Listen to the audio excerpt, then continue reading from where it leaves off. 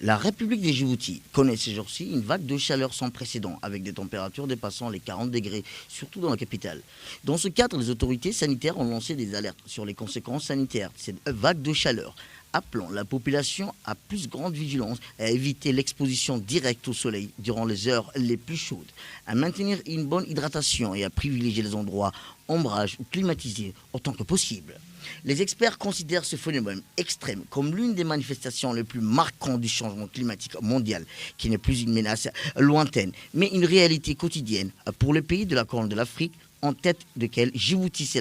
la nécessité urgente de renforcer les plans d'adaptation et de réponse à tous les niveaux.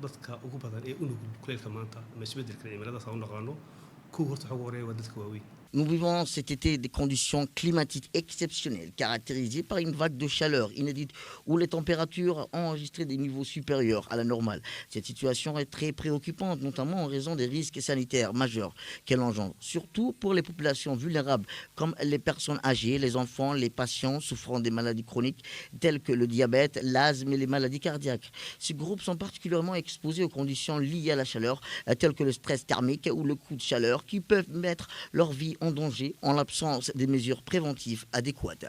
Au-delà des conséquences sanitaires, les effets de la vague de chaleur se répercutent aussi sur l'environnement et l'économie. La hausse importante des températures accélérées, la désertification dégradée, la couverture végétale et réduit les superficies agricoles impactent directement la sécurité alimentaire nationale.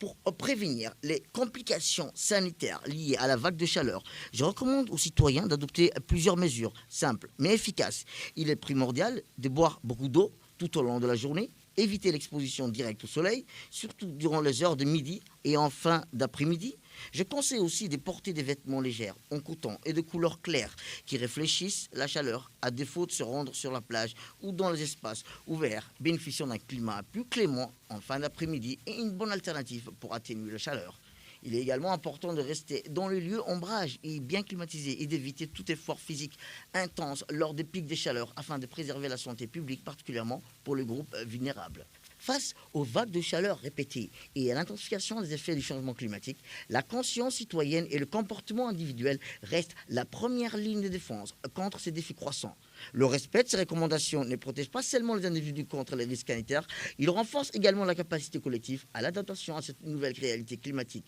préservant ainsi des vies et atténuant les charges sanitaires, économiques liées aux vagues de chaleur extrêmes.